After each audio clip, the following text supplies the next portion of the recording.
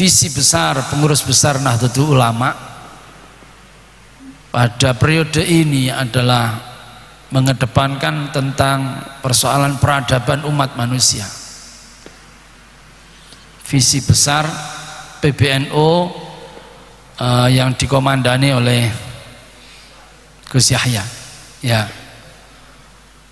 Yang pertama maksudnya apa?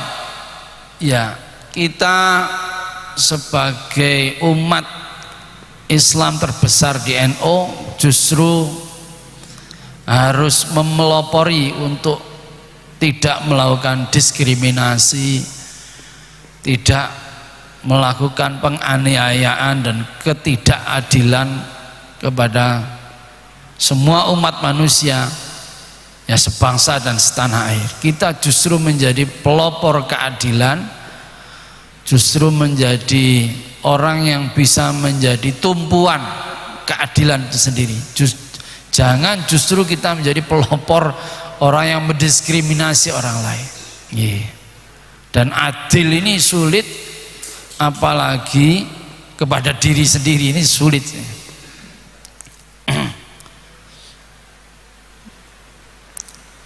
Apa itu ayatnya Pak Fauzi itu? Ya, adil sulit apalagi terhadap diri sendiri. Tetapi ini menjadi visi kita untuk tidak ya mendiskriminasi kepada yang lain. Yang kedua, sekali lagi kita menjadi umat Islam terbesar bukan hanya di Indonesia tetapi di dunia, Bapak Ibu. Nah, kebesaran kita ini jangan kemudian kita ini menjadi merasa kita ini sebagai supremasi, orang yang kemudian merasa besar sendiri, yang kemudian dari situ kita merasa perlu untuk menguasai sendiri, otoriter ya, dan semau sendiri ya, sewenang-wenang ya. Kita justru karena kita ini besar, justru yang kita diharapkan itu kita justru merangkul, berusaha gaul bersama dengan komponen bangsa yang lain. Ya. Ini yang kedua. Ya. Poin ketiga dari visi besar pengurus besar Nahdlatul Ulama adalah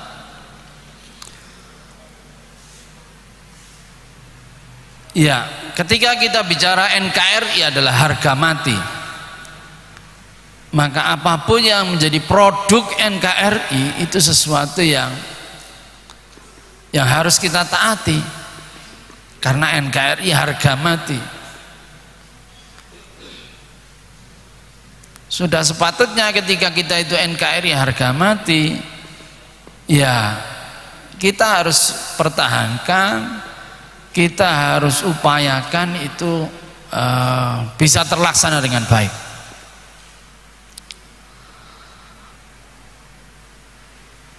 Maka yang kemudian harus kita lakukan, bagaimana kita menjaga atau mengupayakan produk-produk apapun dari NKRI itu harus sesuai dengan syariat kita, syariat Islam.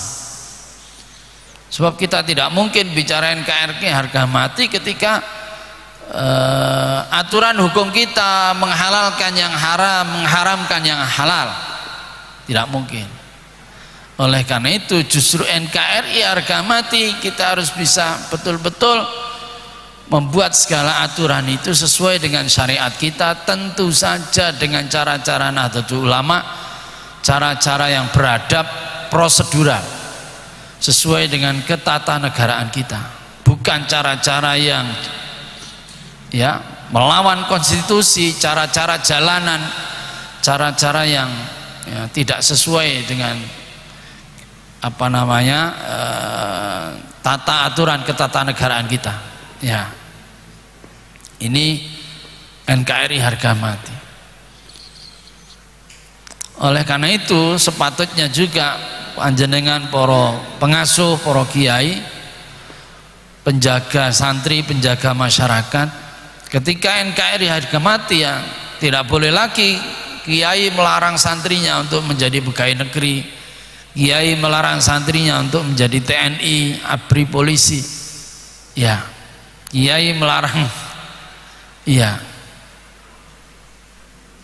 karena justru kalau santri itu tidak menjadi pegawai negeri, tidak menjadi tentara, nanti yang ngisi yang menjadi tentara, yang jadi pegawai negeri justru ya sampo. Iya,